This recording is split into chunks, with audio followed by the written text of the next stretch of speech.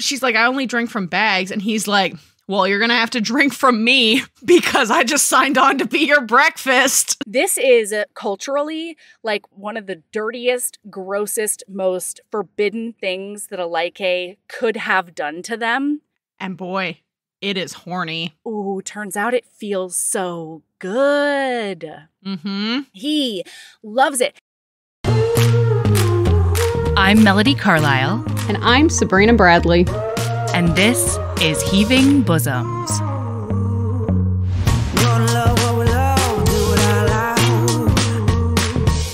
Stack our shelves with the clinches out.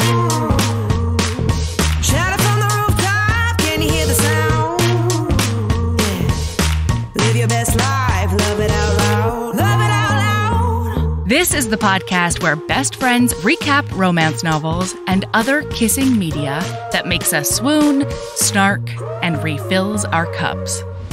Whether you've read the book or are coming in blind, we'll lay bare every delicious scene and revel in the tropes and subgenres that make romance amazing. All right, listener, strap in and strap on. Headphones are highly recommended.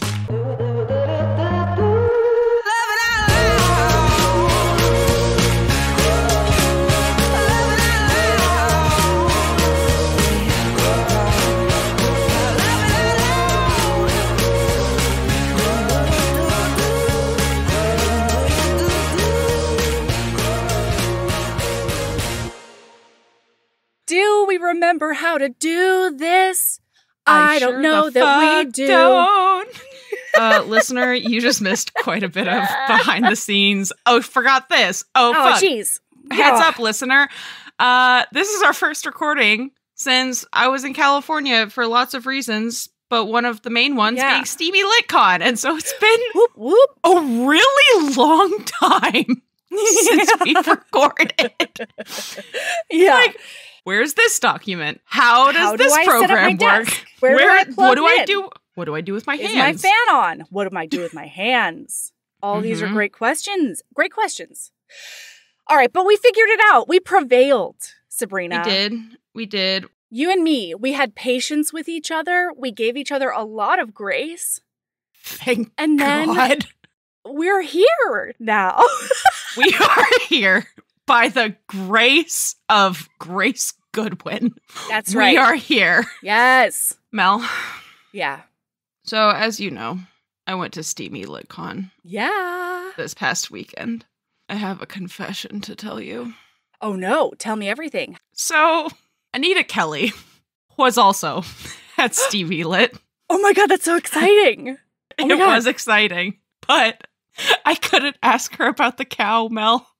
I couldn't fucking do it. Are you kidding me? Okay, I had the most... Okay, so you know how sometimes... What kind of Sherlock Holmes are you even? We did not Sherlock Holmes at Steamy Lit 2024. I'm a sure didn't. I'm a sure didn't. Okay, so what happened was literally, it started off where, like, I was there, technically as Kim's assistant, which it was, like, super chill, whatever. And so, like, I had time to walk around and, like, talk to authors and get signatures and, like, meet people. It was wonderful. And it started off with, I only stopped at tables that had, like, one person in line max, right? Like, I wasn't trying to be stuck in a line. And every time I walked past her table, she had a line. Oh. And every time I walked past her table, I thought to myself, don't forget to ask Anita Kelly about the cow. Yeah. We have bovine questions. I did that a lot of times. The first time I walked past her table, I was like, oh, don't forget to ask about the cow. The next time I was like, don't forget to ask about the cow. Don't forget to ask about, and it just kept progressively getting more, like, intense until, like, the first time she had no line and my brain was like, ask her about the cow. Anita Kelly owes me answers that I have been waiting for secretly. And I was like, okay, I'm just gonna chill out. Because, like, I was fine the rest of it. Like, I was meeting people. I was like, oh my God, I'm so excited to meet you. I love your work. It just never got better, Mel. If anything, it got worse. Every fucking second time I walked past her table, my brain was like, cow, cow, cow, cow, cow story, cow story. And then all of a sudden, you go up to Anita Kelly and you're just mooing. And that can't be a thing that happens in the world. I was terrified of what I would do. Like, she'd be like, hi. And instead of being like, oh my God, I loved your book. Like, we just did it on pod and it was fantastic. It was amazing. Like, the scene where London and Dahlia did blah, blah, blah was just so cute. And like, the representation, like, was any of that going to happen? No. What was going to happen was I was going to walk up. She was going to look up at me and smile.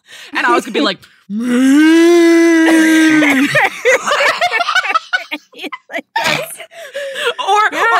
I'd be like, cow, I need the cow story. I need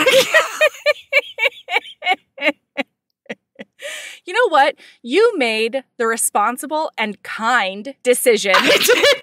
This is the decision equivalent of like somebody walking up when you're already a little tipsy at the bar and they're like, hey, I ordered too many shots. It's 1:30 and we're leaving in 30 minutes. But like, you want to come help me finish them? And I was like, no, I don't. I'm healthy human. I'm going to more like I am not driving, but also like I don't want that hangover in the morning.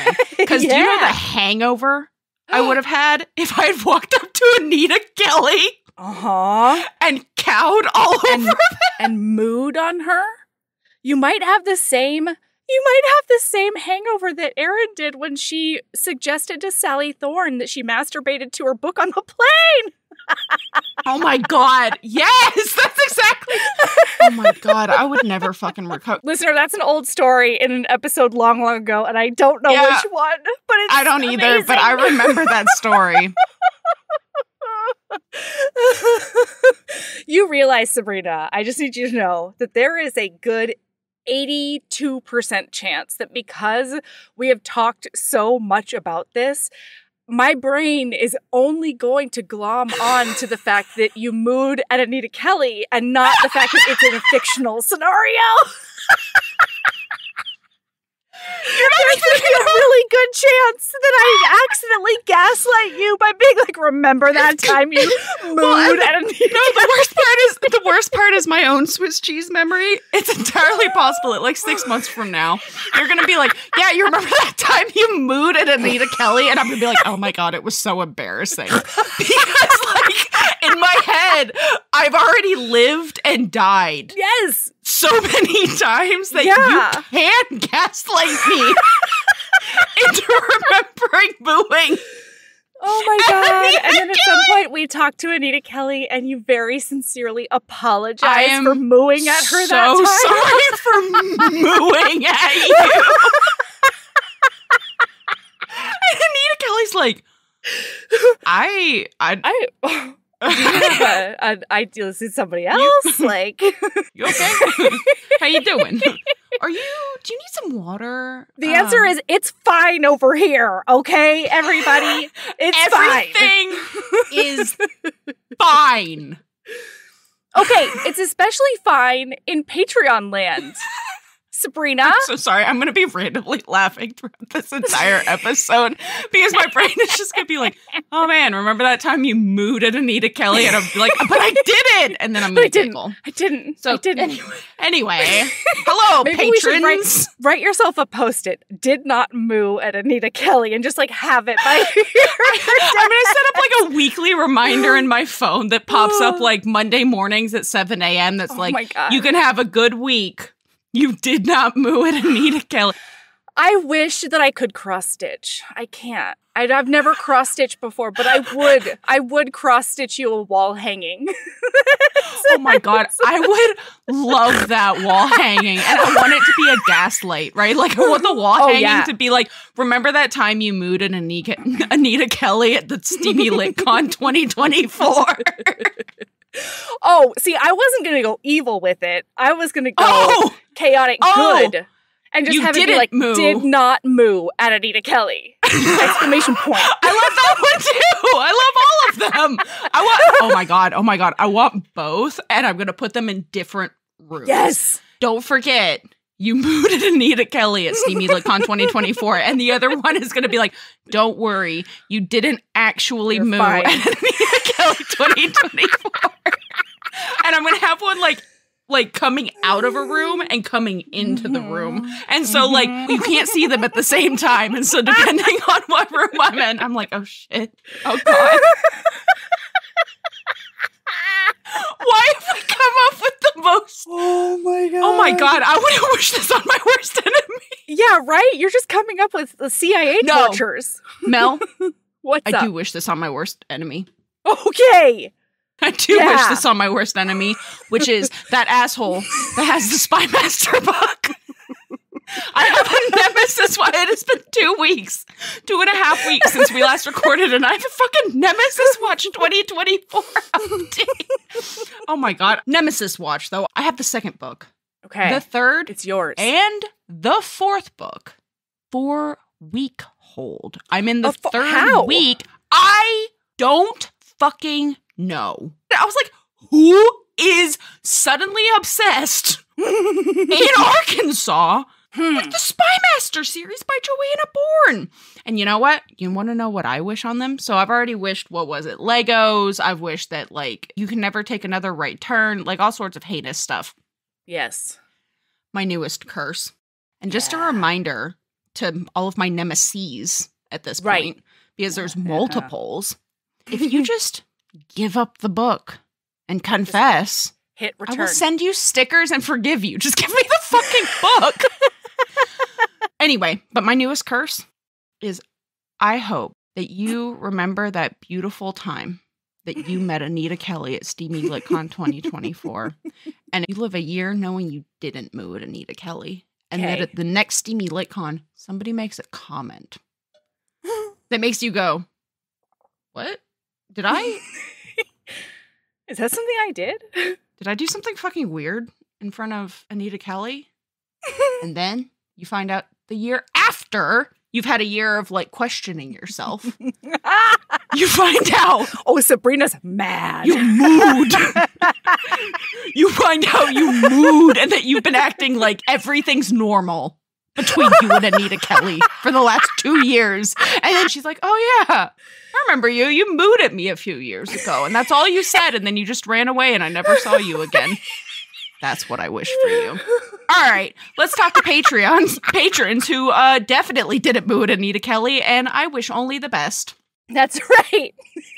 Hey, thank you for being part of the Patreon community. That, you know, y'all are what make the podcast go. There's no way that I would be able to do podcast at all if it weren't for the Patreon community. So, hey, thanks and welcome to Geraldine L. and Violet A. I'm so sorry. I'm literally crying. Hang on. Thank you to Van Isle Girk and Unog, Brenda and Sarah P, Chantal O and Laura, Krista S and Jocelyn F, Kim H and Lauren K. Thank you. We appreciate you. Thank you. Yeah. And if you ever get to meet us in person, feel free to moo. Yeah. We might not know what you're talking about. We're going to forget. We'll have to explain it to We're going to forget. Oh my God, listener, if you ever meet one of us in person, this would be the funniest fucking thing you could ever do, is moo at us, because we will have forgotten 1,000%, even though we did spend 15 minutes doing it.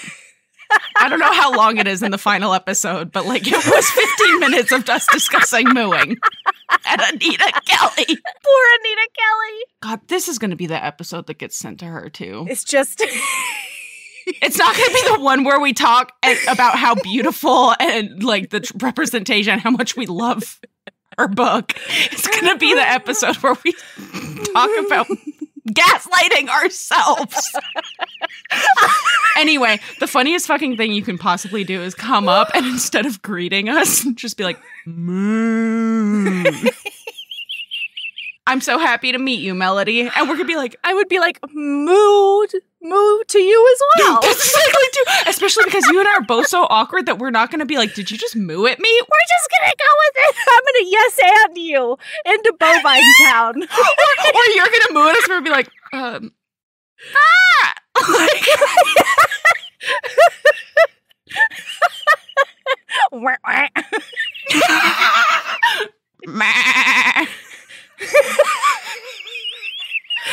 we can't.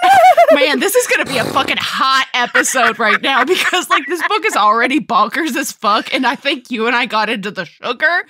Oh, yeah. Jesus. Yeah. Okay. All wow. right. Hey, listener, we're here to recap A Hunger Like No Other by Kresley Cole. And I will say, this man has never met a cow he doesn't want to eat. So that's how the banter applied to this. You're welcome. What? We're evil geniuses. Melody, that was the most fucking unhinged segue. Sabrina, he eats no less than 8 21-ounce steaks in the first chapter alone. That is, oh God, you're so fucking right. You know what? That's a great segue, actually. Thank you. Yeah, so, hey, listener. Actually, Mel, we've come, like, look at this. Look how cute we are. We've come, like, full circle. I was thinking about this because one of the very first episodes that we ever did before I was ever an official co-host was The Warlord Once Forever, which is the first book in the Immortals After Dark series. And now, almost exactly a year later, we're fucking doing the second book. Yeah. Well, and we're doing the book that most people consider to be book 1, which is very interesting to me. I cannot live by those rules. No. The Mist Erasure cannot be stood for. No, we won't do it. So, yes, we're fucking adorable. And I'm really excited because I've been waiting to read Immortals After Dark until, like, we get to do it for pod because it's so talked about in Romancelandia that I want it to be fresh if possible. And so here we go, everybody. A Hunger Like No Other. Kresley Cole is coming out swinging in this prologue because the hero has been tortured in some very hot Parisian catacombs for he doesn't know how long even. But it's been like many dozens of years, he bets. He is literally, because he's immortal, getting burned alive to almost death and then brought back to life and then almost dying and then brought back to life. And this is happening for so long. He's trapped by some vampire assholes. Yeah. He's a lichen because he's a werewolf. He's a lichen. And they are natural-born enemies. Ooh. They're nemesis from the womb. They hate each other. Hate each other. These nemesis will not be fixed by an apology and stickers. No, it's going to take a lot more than that. It might even take, I don't know, a fated mate situation. Because he is down there. All of a sudden, he does a mild sniff when the flames die down.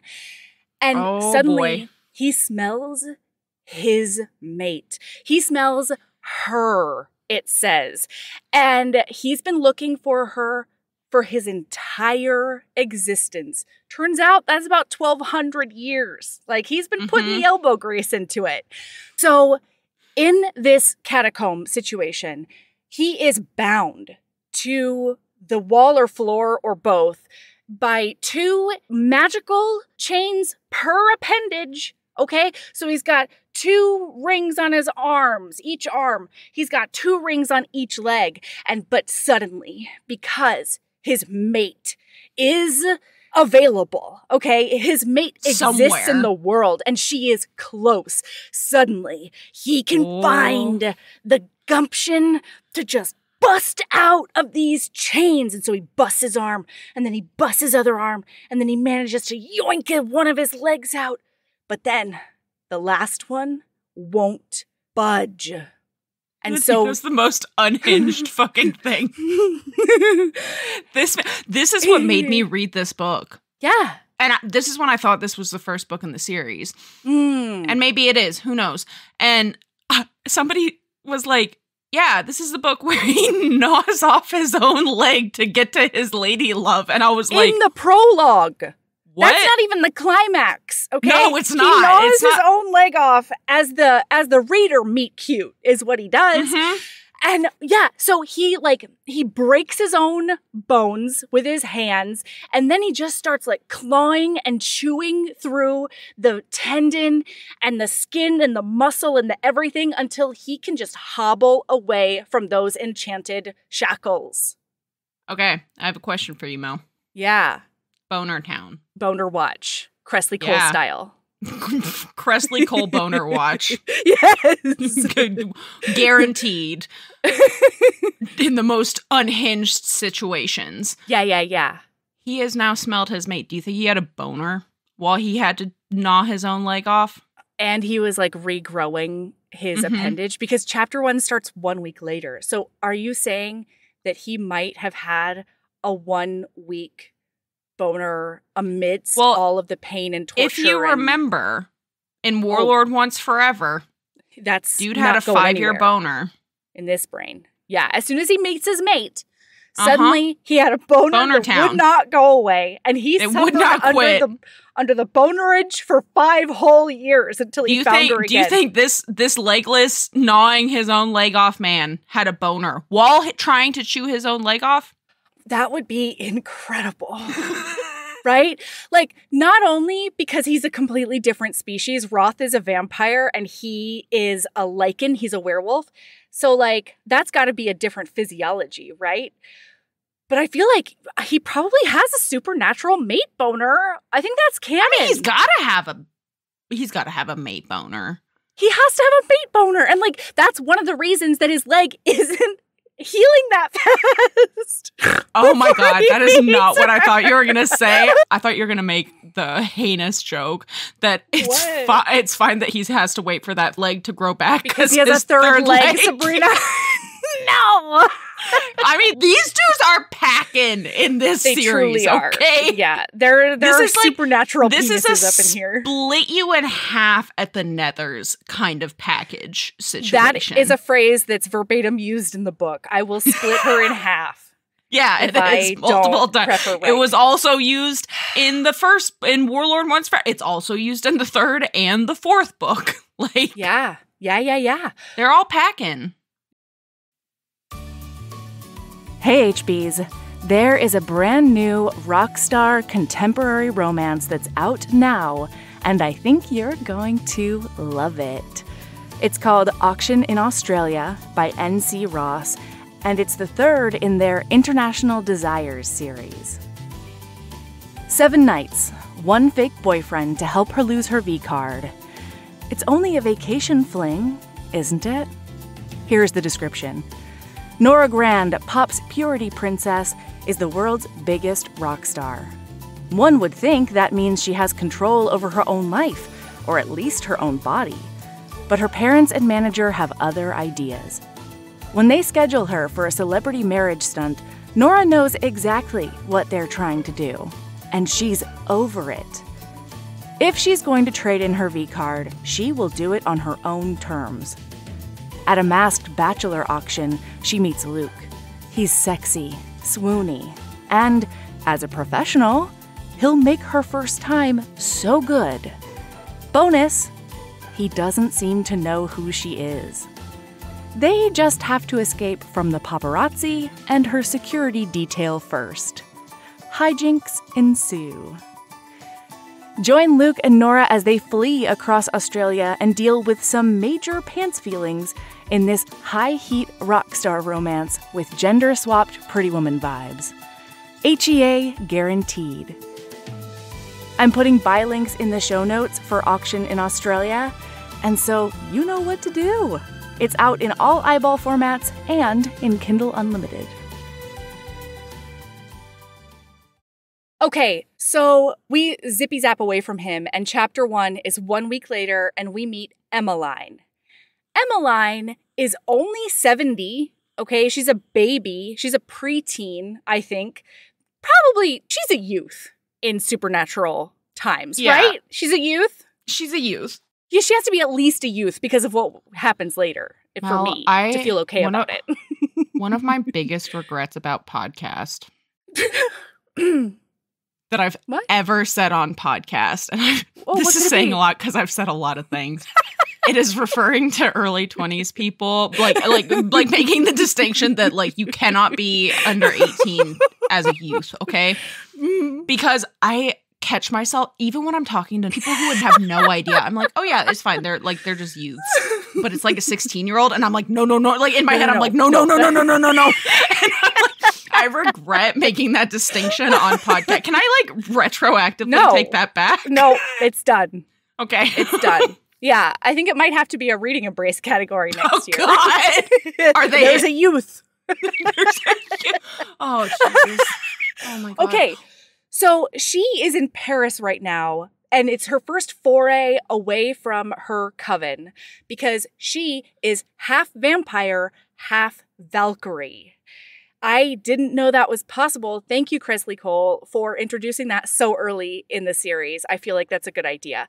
Mm-hmm. So she just found out that where she's been getting blood, because she's never drunk blood from the source before, she always has it in like blood bags or whatever. She has like a subscription in New Orleans to the blood bank, literally. And she just found out that her blood guy has fucked off to the south of France because some king has gotten loose. I didn't catch this until the second read. Because some king has gotten loose and shit's about to go down. He's talking about Lachlan. Right? I did not catch that. I've also read this book twice. Granted, the first time I read this book, I did go look at my history. It was 3 years ago, so it's like it never happened, right? Like, no, it never happened. So she gets a call from her aunties, all of her Valkyrie aunties, and they're like, you need to get to the fucking airport right now. You're in danger. And she knows that because she is watching a crazed asshole, because she doesn't know he's a werewolf yet. 6'6" giant man, eyes trained on her. He full on is Godzilla walking into, like, throwing umbrellas, knocking people's tables over. He's flipping tables on the way. This is the most dramatic possible entrance you could have made, you and your tiny baby leg. Because, oh my God. Because all I could think, every time they mention it, all I could think of was that scene in that Deadpool movie. Yes. With the baby legs. That's all I could think of. And so, like, all I could imagine was him, like, one little leg, like, it was an image, okay? It was an image in my head. And she's like, yeah, I know I'm in danger. Gotta go. And so they're like, get to the jet. And she's like, no worries. So she goes sprinting. They're like, leave your stuff, leave everything, just get to the jet.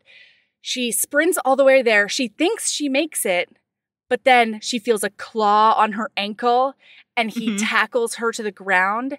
And doesn't he say, "Dunna run from one like me. Never run from one such as me, female. You will not get away. And we like it." And I was we like it, he What's says. up, Lachlan? Let's fucking go. And you know what? That is a check written and a check cashed. Oh my God. So written. So cashed. Yeah. Love that. Yeah, that's one thing Kresley Cole is really good at. Like, she, like, promises a premise and delivers. Yeah, absolutely. Like, for sure. So he is like, oh my, so he gets up on her. He's snuffling up on her neck because he's got to get that mate scent into his brain. And then he looks at her and he's like, oh no, fate couldn't be so terrible to me. That he's thinking this, like, I searched the world for 1,200 years and then they gave me a bloodsucker. They gave me a leech for a mate. Oh, he's so mad about it. And he makes it very clear to her face. Yes. And he's like, take me back to wherever you're staying. He's like, where's your man? And she's like, I don't have a man. And he's like, all of the people who love you are shitty for leaving you alone in this world. Take me to your home. And so she takes him to her Parisian apartment that she's staying in while she's here. And they get into that room. And, like, this book is horny from start to finish, okay? Like, he pushes her up against a wall. I don't know that it's horny. Okay. It's sexual? Yes, it's definitely sexual, and it's like one-sidedly horny. But it's also like a metric fuck ton of non-consent. This is a lot of well, no, but it's like body betrayal is what it really is. But it starts as non-consent, and then once he gets to Rubbin, there's some body betrayal happening. From Melody, from Git, she's like, why is this making me wet? And, oh, yeah, I've never been wet in my life, she says. Yeah, so he's like, kiss me back, creature, because he has her shoved up against a wall. He's like, wait, this is my favorite line in maybe the entire book. He looks her dead in the face and he says, kiss me like you want to live. Yeah. Oh my God! And she's like, why am I wet right now? I hate this. I don't know what's happening. That is the scariest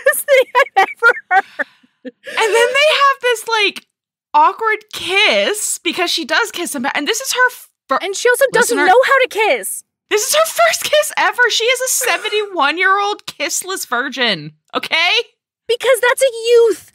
It's like a youth in supernatural times. Well, and so she also has some issues because since she's half vampire, the vampires are like the most hated supernatural creatures of the big ones. Specifically the Horde, right? Yeah, the Horde. We learned about the Horde. We learned about the Forebearers in that other episode. The ones who eat humans and kill them to do it, those are hated amongst everyone. And so she has been hidden from her vampire father by the coven of Valkyries that her mom belonged to. And so unfortunately, she's spent her whole life hearing like, oh my gosh, those leeches. No offense. I'm not talking about you. Oh my gosh, vampires are the absolute worst. I could crush them with my boot. This Emmeline, obviously so not you. Sad. Yes! Especially because, so he even makes a comment in his own head at one point in this book where he's like, how must it have been for her to grow up hearing things like this from her aunts her entire life and not take it in? I will never do that to her. And then turns around and does the exact same fucking thing. And I'm like, Lachlan, I'm going to need you to take a hard look in the mirror, my friend. Lachlan's never met a mirror in his life. Anyway, so so because of this, like, she's really, really afraid of giving into her vampire nature or like her vampire instincts because she thinks that if she does anything that's like mildly hedonistic, it will turn into bloodlust and she will start murdering for food and then she'll never be the same again. And she's a horde now. So she feels like any kind of, physical undertaking that's not like training or painting her nails is a slippery slope to killing a man on the street, basically. Yeah, you're right. Yeah. Well, and then, oh my God, this was one of my favorite. There's a lot of favorite things. This book is a wild ride, listener, and we're going to skip so much. We have to skip so much. And he starts bitching at her because she's covered in mud. Okay. He's like, you're dirty and mud. And it's like, sir, I am like that because you tackled me in the rain. Yeah. Into the mud. This is your doing, sir. And so he's like, where's your cleanup facility? I don't know about modern times. So she takes him into the bathroom and he's like, turn on the water however you can and wash yourself. Every time she calls him a time capsule, I die. This book is so funny. Like, yes, it's so she's good. Very witty. And so he's like, okay, undress for me and let me see what's mine. Yeah, big trigger warning for coercion and non-consent, body betrayal. Gosh, just everything in that arena. There's a lot. If you want to threats, if you want to put all of that, anything that you think could possibly be under that umbrella, that's what we're trigger warning for right now. Yeah. All right. And that's the last time it's going to happen. And I'm sorry. That's it. All right. We're going up the roller coaster now. That was that part of the roller coaster. And now, time to go. Whee! Because he's like, undress for me and let me see what's mine. And then they're in the shower. Oh, no. She gets in the shower and he goes back into their room. He fucking unhinges his goddamn jaw like a viper and swallows like 17 pounds of steak whole. Yeah. Scares the poor... He steals somebody else's room service right out of the nose of the other guy. The poor server has to go back and be like, I has no steak anymore. Please make more steak. Some dude. Except probably he was like, just put it on the tab because that's Lachlan's favorite phrase. Oh, yeah. Put it on my bill. Yeah. And guess who's footing that bill? It's not him. Oh, he also throws a temper tantrum and is just like shredding things and like throwing things. And he's just so angry and pissed off. And his beast is right there underneath his skin. The beast is like, I have a lot of feelings. And it's like, can we talk and it's also about this, like, mate, claim, do all the thing, but do it like the most PTSD way you can, his beast is telling him.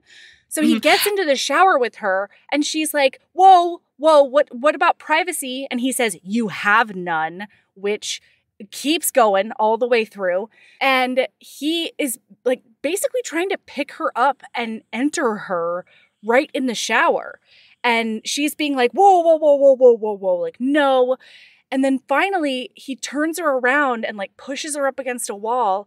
He does a dubious consensual finger bang on her. And it's the first time she's ever been touched by anybody. Meanwhile, he's essentially being like, there's not a lore creature that's not a slut. So like, don't try to play with me and act all innocent, you slutty vampire. I know you. And like, I know that you just love sucking dicks and killing men afterwards, or maybe killing them while sucking their dicks. We'll get to that. I just didn't hate this scene. It was so hot. It was. I'm so sorry. It was like, so we did all of those trigger warnings, and like, you know what? It's a hot fucking book. That's why I said it was horny from start to finish. Okay. Yeah, I don't know how she did it, but she did it for me. I don't either, because I've read scenes like this in books, and I'm like, oh yeah, he's gonna have to come back from this. And in this book, I was like, let's fucking go, like fucking, let's go. But she is completely and utterly confused by all of this. Oh yeah. Can you imagine? Oh, no, she doesn't come. I'm sorry. She doesn't come. That's important. But she does feel very real good. Importantly. Yeah, no, she doesn't come for this book is 78% edging, just so you know, listener. Yeah, I can go with you there.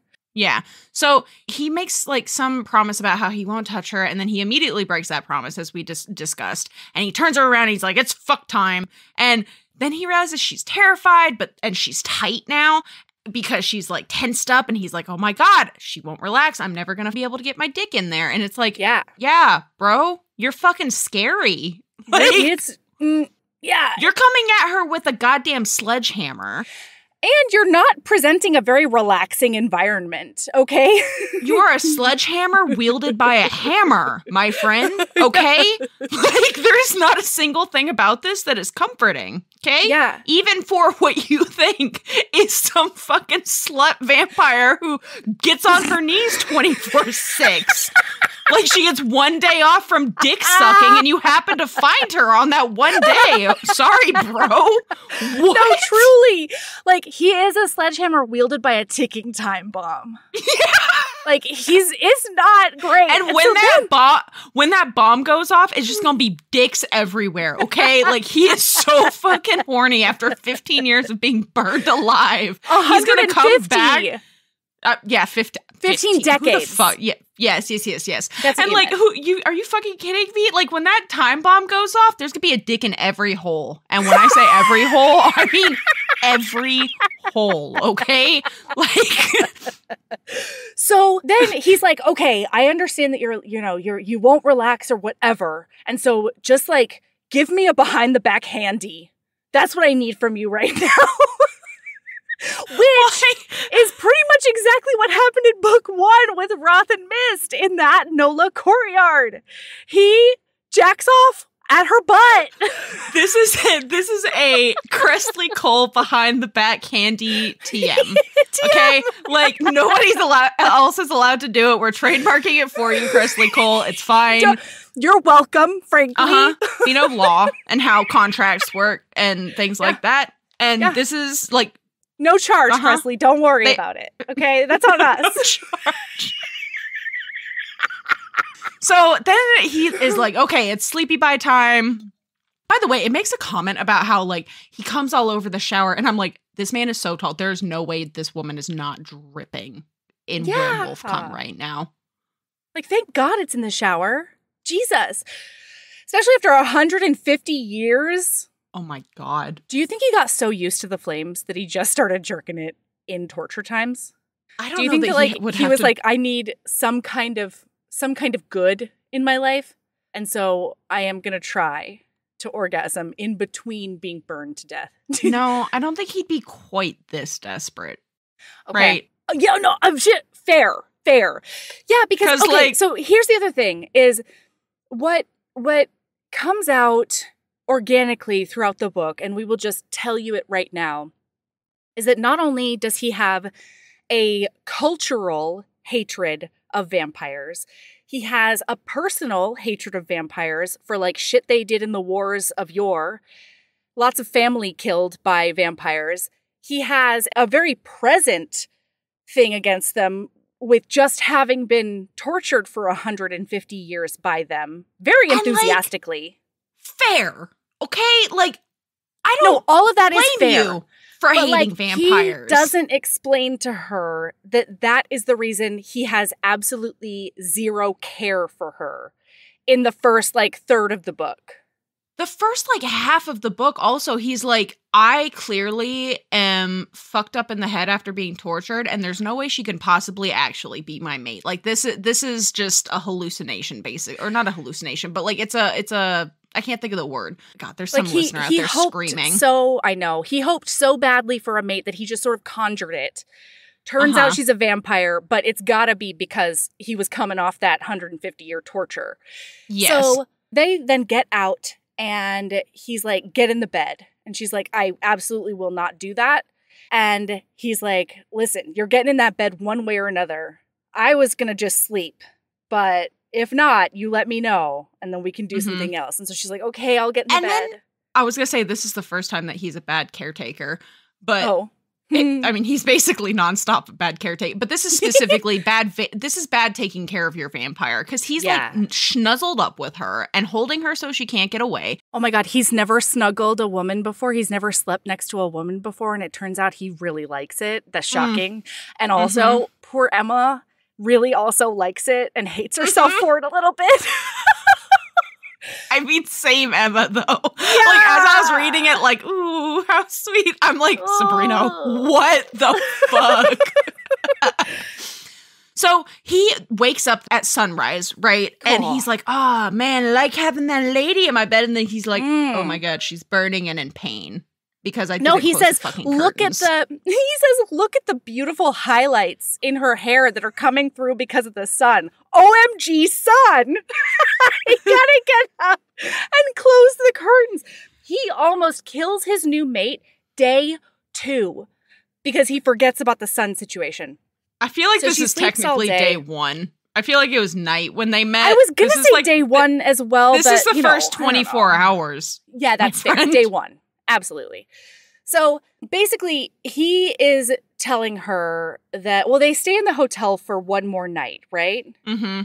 And he, like, starts to get acclimated. He acclimates real quick to this time. He finds that concierge, and he's like, I got this fancy black Amex card that apparently has a lot of money attached to it. And so he buys new clothes. He, like, rents a fancy car, which every time they were talking about cars, I was like, herbs. It's fine. So he's also been, like, creeping through stuff. He makes a comment. Yeah. Oh, my God. He makes a comment that audacity makes kings, and it was time to reclaim his crown. Oh, and my God. He's correct. Was like, you have never been more right. Yeah. That's just straight up bud. Kresley Cole wisdom that came through that character's mouth just now. 10,000%.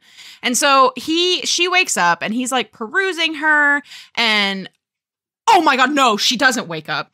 No. He is perusing her in her sleep, and like a fucking lunatic knows she's going to wake up soon and is like, after last night, you want to know the best way to greet the day with her? That happens now. I'm going down on her. He freaking is going down on her, and she's like into it because she's asleep, and her body's like, oh yeah, I love that. So I have nerve endings there, her body is saying. Look at my nerve endings fire. And then she wakes up, and he's like, oh yeah, because she's like moving her feet up onto his shoulders, and he's like, yeah, she likes this. And then she fucking donkey kicks him across the goddamn room. I was so proud of her. Oh, we need another quick trigger warning because she goes out onto the balcony, and we are going to have a short discussion about threats of suicide, suicidal ideation. Mm-hmm. Okay, So he is like, he's tearing the room apart now because of the injustice of her kicking him away from her. And so he's oh man, the dresser's gone now. And there's claw marks on the wall and he's roaring. And it's a whole thing. And then he's like, I'm going to go get her. This is ridiculous. I got to go get her. So he goes out onto the balcony and she is doing a preternatural balance on the railing of the really high up balcony and looking down, like she's on her toes, looking down, contemplating jumping off. And he says, wait, stop, don't do that. And this is important because it's the first time he realizes what it would feel like if he lost her. And so this is the first time that he starts being like, maybe I'll be a little bit nicer to this vampire. Well, he also he specifically notes that, this is a woman who won't bend, she'll break. Yes. Oh, yeah. He's horrified that he's brought her to this because he's like, well, you're not going to die. And she's like, I might. I actually might with the condition I'm in right now because she hasn't eaten since Monday. She's half Valkyrie. Like, she's weak right now. He doesn't know it quite yet. And so she's like, I actually could die. And it sounds great. Well, and then he starts promising a lot of stuff, even knowing, because we're in his head right now, even knowing that he's lying the entire time, he is promising her all sorts of things. He's like, I'm not, like, I'll take you home. I won't touch you unless you want me to touch you. I won't hurt you. Doing anything he can to convince her to get off of this ledge. And then finally she does. And she agrees to take him to the Highlands because he doesn't know how to drive. He can't get there on his own. I know I'm belaboring the point, but it really was one of their interactions just hit me really hard. And I feel like we've said it in a nutshell. But basically, at one point, he asks her, is jumping off of this balcony better than the idea of being with me?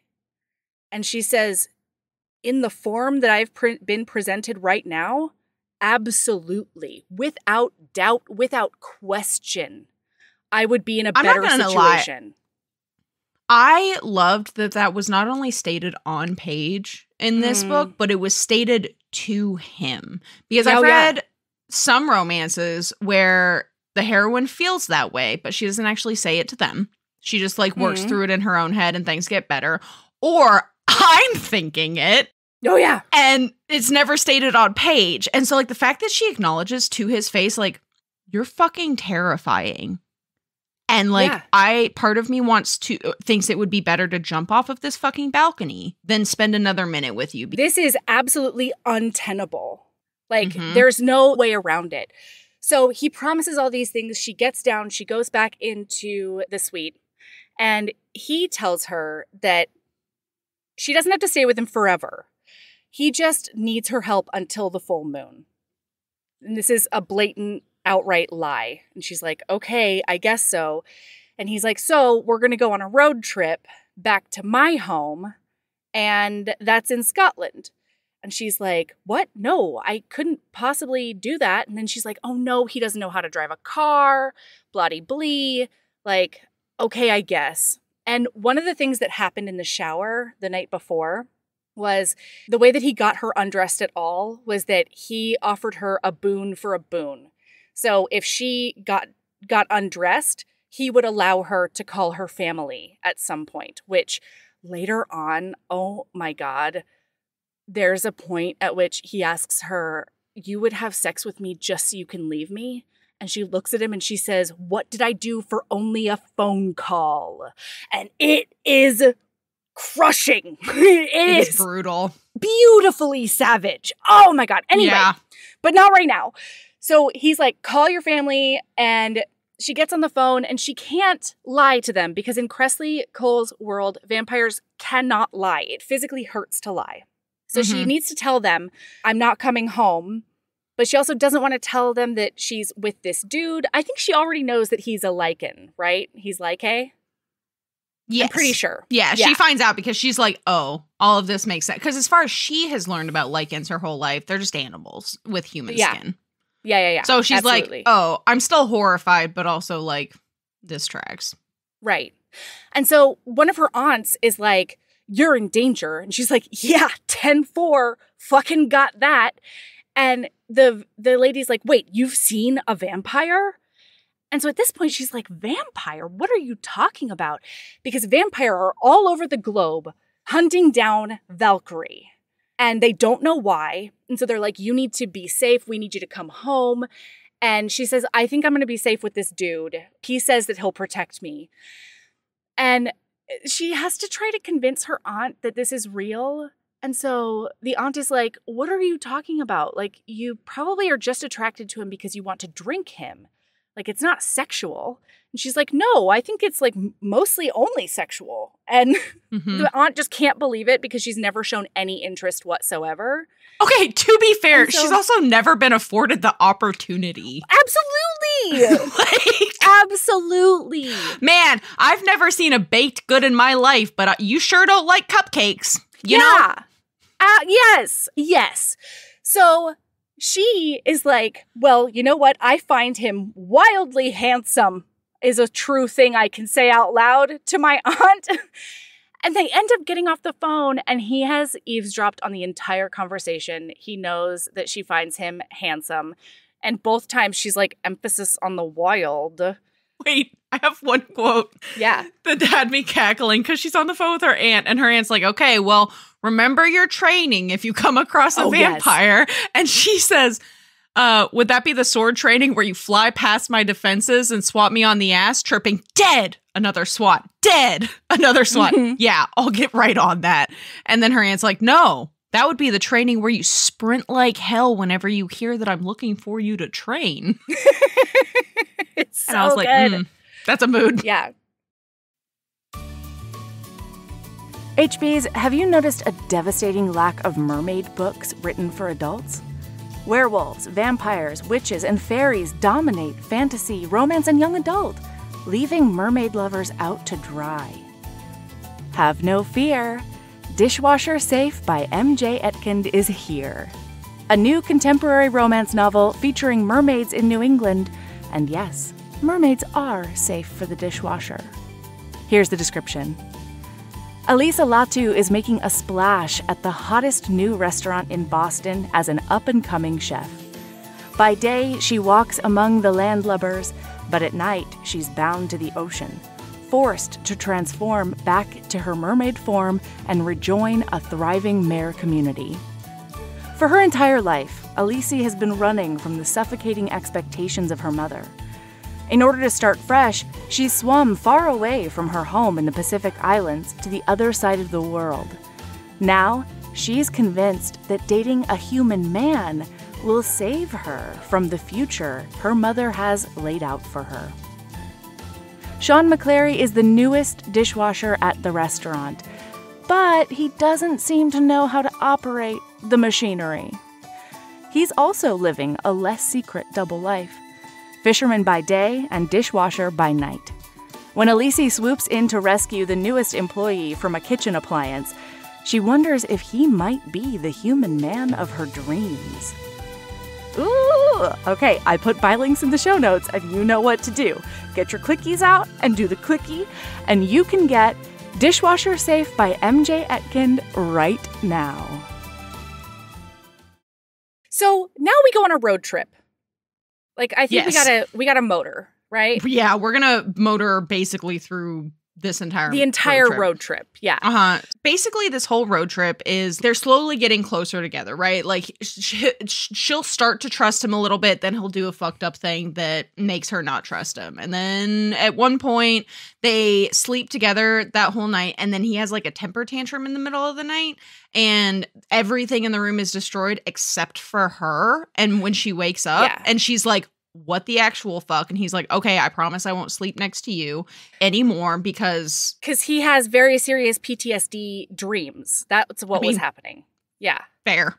Yeah, fair. Absolutely. But I liked this with her because she's always considered herself like a meek sort of doormat. And in this way, he's like, don't you want to ask me about the thing that happened last night? And she's like, no, I just want to tell you that I'm fucking mad about it because you took my life in your hands.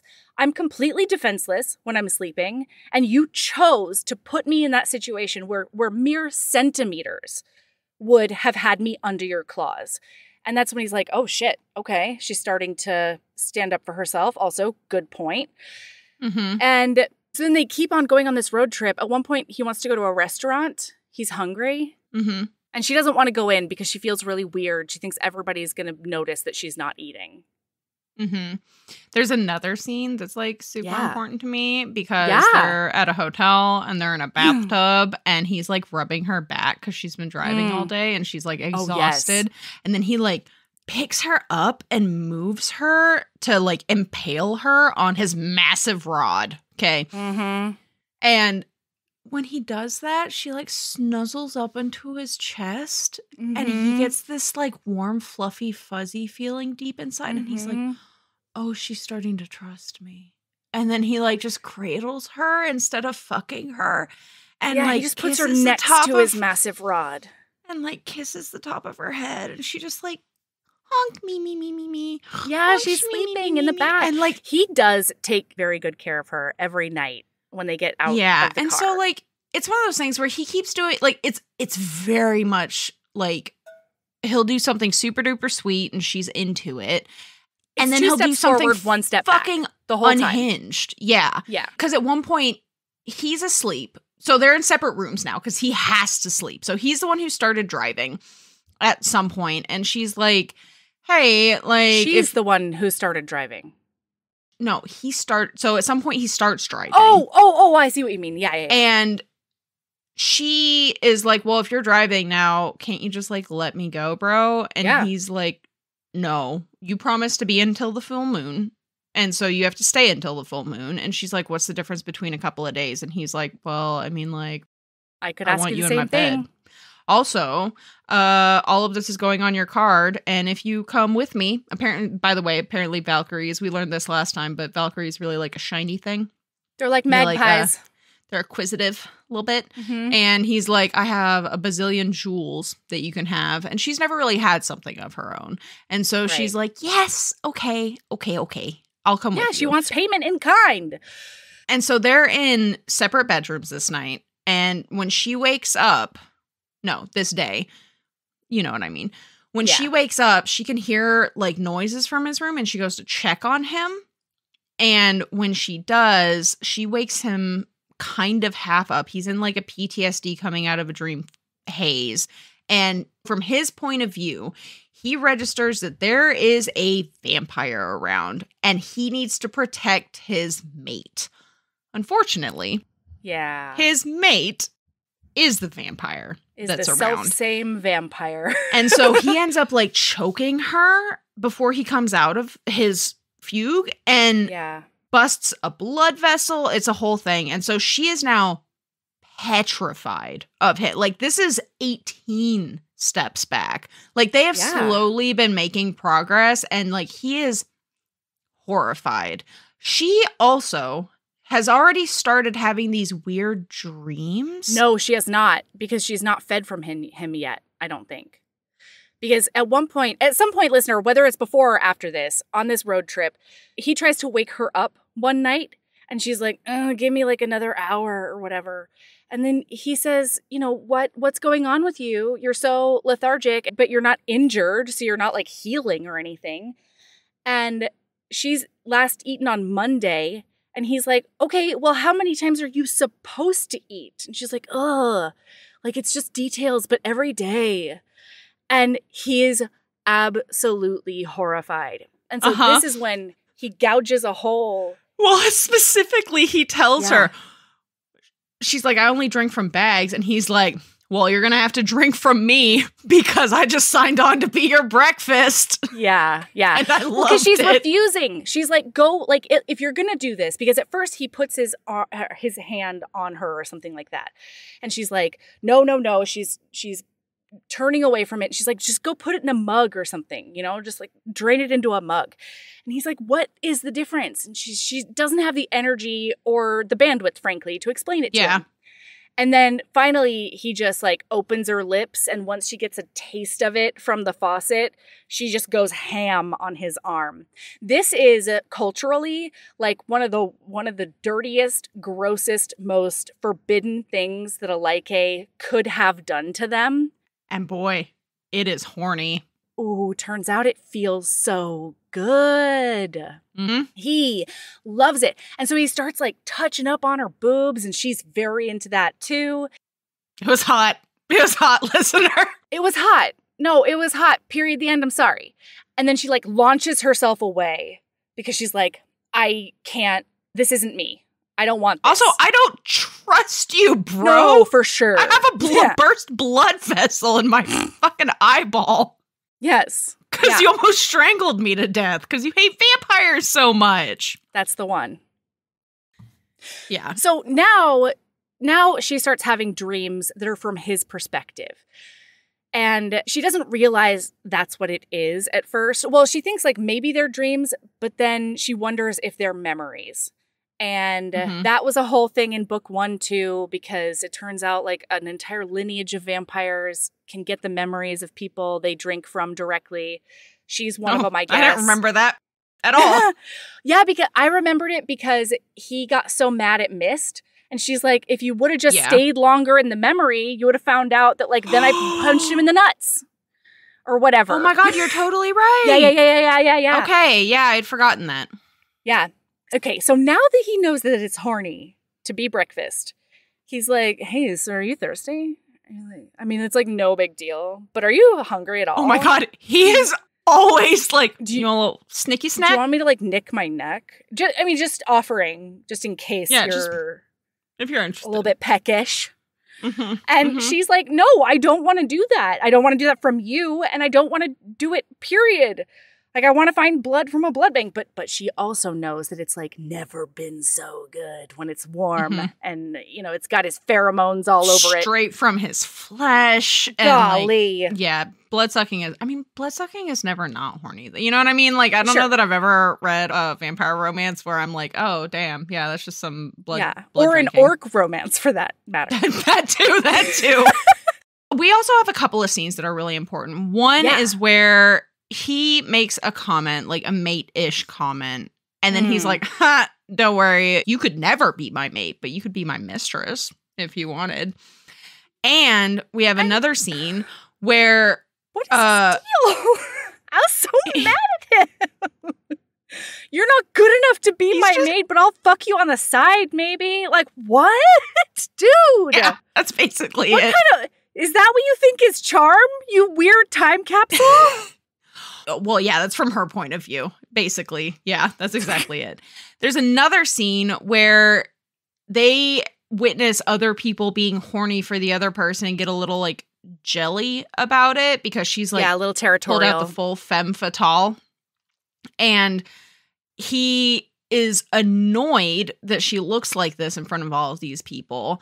Well, because he's also got old-timey standards for clothing. So, like, she shows a wrist, and he's like, wait a second. But yeah, she like can tell that he is into it.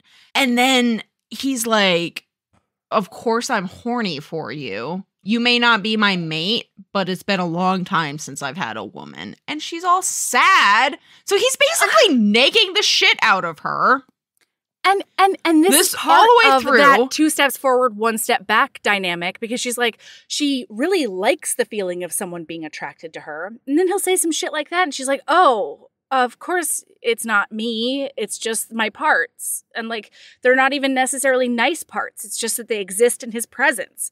And it's awful for her self-esteem. And she's so confused the whole time. And then one night he offers to feed her.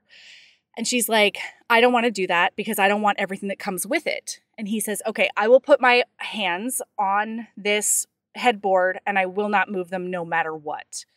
And she's like, even if I forget myself? And he's like, yes, even if you get really horny on me, I will not touch you unless you give me permission. And so she leans down to drink from his neck, and then he grabs her hips. No, he doesn't do that. His hands are on the headboard, and he says, straddle me. He wants to. God, he wants to so bad. And so she straddles him, and then she loses her mind, and she starts dry humping him into oblivion while drinking from and his he's neck. like, please release me from my vow. And she's like, no. And then Absolutely he not. comes in his pants. Yes, like a and breaks the prepubescent teen. headboard. Oh, it was great stuff. Then she starts having that memory as a dream and realizing the degree to which he actually wants her. And like she can feel the way he feels emotionally and physically in the dream. And she's like, but she can't bring herself to trust that memory because in his outward interactions with her, he's treating her like shit. Yeah. Yeah, and I mean, it's the same thing, right? She's like, it's really wonderful the way that he feels about me, but I guess it's because he feels like this about literally any boobs that are in front of him. Yeah. By the way, at this point, we have had it described to us what he looks like shifted as a werewolf, and I've never wanted fan art more in my life because I can't picture it. I don't get it. I don't get it. I don't either. I cannot understand. So I listened to the audiobook for this. Yeah. And I re-listened to that part multiple times. I pulled up the book because this book's on KU. I was shocked. Yeah. And so I pulled up the book and read it multiple times. And finally I was like, okay, I'm just gonna have to whimsy this. Like I can't get stuck here. It talks about how it's like you can still see him, but there's like a projection of a more ferocious form of him. But he does actually have physical fangs and like he is bigger, but like not. Yeah. I couldn't do it, so I don't know. Actually, frankly, it's not just I need fan art. I need like an animated video, right? Or an Animorph style cover image of like him shifting into a werewolf so that I can I tell you what I actually process. did quasi picture? It was him with like saber-tooth teeth. And then for some reason it was like a blue ghostly form of this monster, like as if he was wearing skin, but it's like ghostly and translucent of his form. It makes no sense, but that's what I pictured. Mine's worse. Oh no. I didn't think that was possible. So, because once this got into my head, I couldn't not have it in my head. Mm-hmm. I imagined him with little fangies and claws, but fully wearing just a mascot costume that was translucent that you could kind of see through. And it was like a full-on, like, just fuzzy, like, friendly wolf that you would see at, like, a fucking baseball game or something. And then I couldn't, and, like, and whenever it growled, it, like, in my head, because, like, I don't picture books and images really, and so like if I don't understand something though, my brain pauses and it's like, wait, unfortunately I do not picture books and images, but when something confuses me, my brain is like, hang on, I need this image to the atom, okay? Yeah. And then my brain just comes up with something, and sometimes it's horrible like that. And so every time it was referenced in this book that he was in his wolf form, my brain was like, please hold. Let me tell you, their mating scene was a ride. With that image in your head. It was awful. I just decided to whimsy the fact that he was shifted. I just was like, he's got teeth and claws, and he is a man. I couldn't. I couldn't. I listened to that scene once with that awful image in my head, and then I listened again, and I like actively whimsy. Every time my brain was like, hey, think about this, I was like, no, we will not. I will not see a semi-translucent furry. Thank you so much. God. No, it'd be one thing if it was a furry costume. Mascot costumes are a whole different ballgame, my friend. Oh, okay. I would have been fine if he'd been a furry, okay? Is it the kind of cartoonish? Yes! Yeah, you're right. That's awful! Yeah, that's terrible. Okay, so now they stop to get gas. And she is mad at him, and I can't remember why. It's because he's been an absolute dick to her. No questions asked. So she goes off and sits on the side of a building or something. She's separated from him. And all of a sudden, 3 vampires, one of which used to be a demon, not a human, a deempire, they just pop into existence. And she gets up and starts running to him. She's like, Lachlan, running to him. He has to fight his way through like a bunch of shit. He's also super confused because stomach. in his head at one point watching these vampire shows, he's like, maybe I should just let her go back to her family. And then she runs to him and he's like, why is she running from the vampires? And realizes that something's wrong. Yeah, that's true. Yeah. Mm-hmm. So, and he, boy, does he love the fact that she ran to him. You know, she could have run anywhere. Oh, yeah. Loving that she ran to me. Well, he's also confused as hell that she hasn't traced at all this entire time. And it's like... No, he asks her in the first scene when he's on top of her in that field, getting her all muddy. He's like, can you trace? And she's like, no, I can't. Because I can't lie. Oh, you're right. He knows that. Yeah.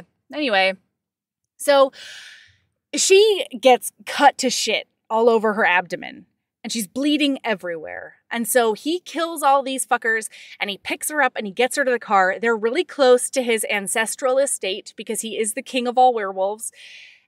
So he's like, he drives for like 30 minutes and realizes that she's not healing. She's still just like bleeding everywhere. And he's very confused. So then he forces her to eat some of his blood. She's really mad about it until she's not. And then finally she starts healing again. And they arrive at the estate. It's exactly as he left it. He left it in really great hands with like the demon butler. Harmon? Yeah, Harmon. Yeah, something like that. She calls him Manny and he's delighted. Yeah. He loves it. He's the best character. Frankly. He's great. Yeah. Love him. Way better than those poor serfs in that other vampire book where they wear shit kickers and remember those serfs who were like, man, are you ever going to be able to read a vampire novel without making some comment about Black Dagger Brotherhood? No, it scarred me. I'm scarred. That's what's happening now. That's what happened to me. All right. Fair. Anyway. So she begs him to call her family and have them come get her. And he does call her family, but he does not tell them to come get her. Instead, he finds out that she's half Valkyrie, that she's never even seen a vampire before. She's only 70 years old. She's a youth. She's a frail wee baby who needs protection. She was innocent. And he's like, oh my God, she's never had a cock in her. What the fuck? And as this is happening, he keeps on like putting his hand on her hip. And every time he finds out a new revelation about how pure and good she is, he keeps on just like giving her hip a little squeeze. Get away from her, Lachlan, okay? Get the fuck away from her. You're the worst. Until you prostrate yourself in front of her and you crawl on your knees begging for forgiveness, get the fuck away from her. I was very mad. Because he's like, suddenly she is a being worth my respect and time and kindness and care. She's not like other vampires, he thinks to himself. What a dick nose! Ooh, so big mad at him. She's half Valkyrie? Oh, that changes everything, he says to himself. He says, oh my God. No wonder her ears are pointed. Why didn't I think of that before? I wonder. Lachlan, is it because you were seeing everything through the lens of hate? Is that also, why? Also, Mel, I'm pretty sure there was not much blood going to his brain this entire book, right? Critical thinking was out the window, okay? Between trying to heal his leg, because everybody keeps on being like, she's eating from you? That's why your leg's not healing. And he's like, worth it. Which, and every fucking time they mentioned it, I saw those fucking Deadpool baby legs, and I was like, God fucking damn it. If you would talk about a boner killer, like, oh my God, like, heinous. One singular Deadpool baby leg. Just one singular Deadpool baby leg that he's somehow magically walking on. I don't know. It's awful. And they describe it, and it makes sense that it's a functioning leg. This book was a wild ride as far as, like, visualizations were concerned. Like, I don't know how this book was so horny for me. Because, like, between the mascot wolf, the baby leg, how is Lachlan a sexy hero to me? Kresley Cole is a wizard. That's what's happening. I know. So he's also at this point acknowledged and accepted that she is his mate. He's like, this is going to be fucking weird as hell with the rest of the clan. They're not going to accept this. It's going to be sad because she doesn't eat and so she can't share in meals, but like we're going to make it work. I'm going to turn this palace into a palace of spoiling. Yes. I'm so sorry. You have something to say? At one point, he asks her, so at home, when you're like just, socially eating or whatever, do you hump everything in sight then too? Yeah. And she's like, what? No. Well, and there's all, so like, this is a thing throughout the entire book where he asks her very blunt questions and she can't lie. And so she's like, how the fuck do I respond to this? And she's also like innocent and she likes her privacy. And like, it's weird to talk about somebody's period when they haven't had their period yet. It's embarrassing. He's straight up. He's like, so like, you bleed once a month? Yeah. you pee? Yeah, I thought you didn't have those needs. Mm. The peeing and the pooping, he says at dinner. And then there's just like... At dinner. Not her dinner, thankfully. Hey, man, it you know what? Dinner. I cannot possibly express to you how many times I had conversations. I remember very vivid poop conversations at my grandfather's dining room table over a gigantic pot of hot dog mac and cheese with my family. Wow, I hate that. I hate that quite a bit. No, we have a rule in our house that there is no potty you hate toilet. The poop or you hate the hot dog mac and cheese? The combination of talking about any kind of defecation or, expulsion out of the body while consuming. Grandma never let it. Something like hot dogs with mac and cheese. Like the hot dogs are in there, right? Like that sort of combination is even worse than if you were doing a piece of tofu. 5-course chicken Gordon Bleu meal? Like what? I actually don't know. I think it's the fact that it's sort of viscous, It's like, it's kind of like any kind of porridge or casserole situation. You ruined it. I had no problems with it until, like, I have learned, obviously, not to talk about poop at the dinner table, right? But we have a hard and fast rule at this house, in my house. I mean, to be fair, Grandma never let it go on for very long, Of course. Yeah. So, but it would, like, come up, and then she'd be like, meh. Excuse me? Yeah, kids will be kids. Wow, how'd we get here? Anyway. So, there's also a bunch of things where she feels more comfortable. Like, we have so many scenes of them coming together, right? Mm-hmm. Where, like, he is taking care of their... We had some Melody catnip. Because she is sad her whole life that she has never seen a flower bloom. And so he makes her something called a lunarium, which is a greenhouse that has flowers that are capable of bloom. Oh, hey. I read that and I was like, oh, this is the point where Melody was like, oh, he's forgiven for all sins. Lachlan did anything untoward? I don't actually remember that he did anything questionable even. That is the sexiest Deadpool baby leg I've ever seen in my life. All of a sudden. Yeah. Yeah, well, and when she wakes up, he makes it very clear that he has done a 180. He's very like, I really regret my actions up until this point. This must have been so hard for him. Sure. Yeah. Yeah, this is pre-lunarium, so I'm still hoping for the crawling and begging, Anyway, and so she's just like, okay, bro, I guess, but either way, it doesn't matter because I'm leaving after the full moon. That's what you said. Where are my baubles, essentially? Do you have any other notes on him being like, it's going to change from here on out? I regret my point of view up until this point. I know you're a Valkyrie now. Why didn't you tell me that? All the business. He tells her that, like, he knows all and he feels very bad. Yeah. So this all happens before, by the way, the lunarium. Yeah. Because there's a thing that is deeply problematic that happens that's an important plot point. It's something we should probably want to wash away, right? You know, start it new afterwards. Is that what you're saying? Yeah. Thankfully, the Lunarium would do that. Mm-hmm. Yeah. He's just chit-chatting with his best buddy, Bowen. And he's like, yeah, like, she'll feed from me, but, like, we don't touch each other. And, like, I feel like I need to prepare her so that I don't hurt her the night of the full moon. Because apparently what's going to happen the night of the full moon is he's going to fully beast mode it out. And now that he knows she's an innocent, he's like, I am going to rip that cooch in two. And it's not even, like, a sexy rip that cooch in two. No. I'm about to fucking rip her nethers to nape with my massive schlong. And Bowen has some advice.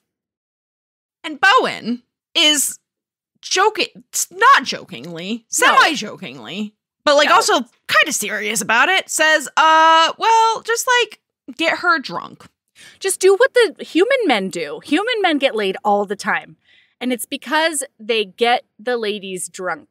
And Lachlan is like, well, she doesn't drink. And he's like, but like, if you've been drinking.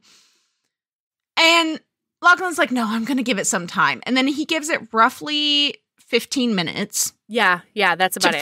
For her to, he's like, I'm going to see if I can make her be interested in me without doing that. Right. I had my stopwatch out. It was about 15 minutes, yeah. Yeah. Mm-hmm. While she was sleeping, too. Yeah. She was sleeping during that time. Mm-hmm. She didn't warm up to him, though. So we also have this whole like side thing about like some lady Cassandra, you know, we're not even going to talk about it. Well, the only reason that that's important is because of the fight. Because there's a lady who's wanted Lachlan both of their entire lives. And he's like, no, I have a mate out there. And so now she's extra pissed because his mate is not her and is a vampire. So she comes at Emma and tries to beat the crap out of her. And Lachlan's about to jump in when Bowen is like, hey, wait, I think you're not giving your lady enough credit. It looks like somebody trained her. She might, like, hold her own. And in this sort of pack dynamic, she has to hold her own or she's going to be challenged forever. And he's like, yeah, I forgot how packs work. Okay, cool. So he's standing there and she beats Cassandra. Can you tell we haven't hit the Lunarium yet, listener? She bests Cassandra, like knocks her across the room. It's a whole thing. And then as she's going upstairs afterwards, because, you know, Lachlan's like, what the fuck, Cassandra? As she's going upstairs, she sees herself in the mirror and she sees her eyes have gone gold and she looks like a little bit more angular and she looks like a monster. And so he's thinking like, unfortunately, that kind of helps my case because she probably won't be like, you're the only monster in this relationship now that she's seen herself in this way. And then he goes up and tells her, like, he thinks it is beautiful and really attractive. And, like, it signifies that she's capable and unique. What's up? He also makes the dumbass comment of, do you think you're that strong enough to do that because of my blood? And so she goes immediately from like, oh, warm and fuzzy, he thinks that I'm like fantastic, to what a man. Wow. To assume. Lachlan. Wow. And you know, she's not wrong. No, I had the same thought. Absolutely. So then she's like, you know what? I bet I could test the waters of my own desire with Lachlan, since he is the only being on planet Earth that I've ever even been remotely interested in. So she says, Lachlan, if someone like you were to make love to someone like me, could you be gentle and would you transform? And he's like, I vow to be gentle. I will not transform and I will make it really good for you.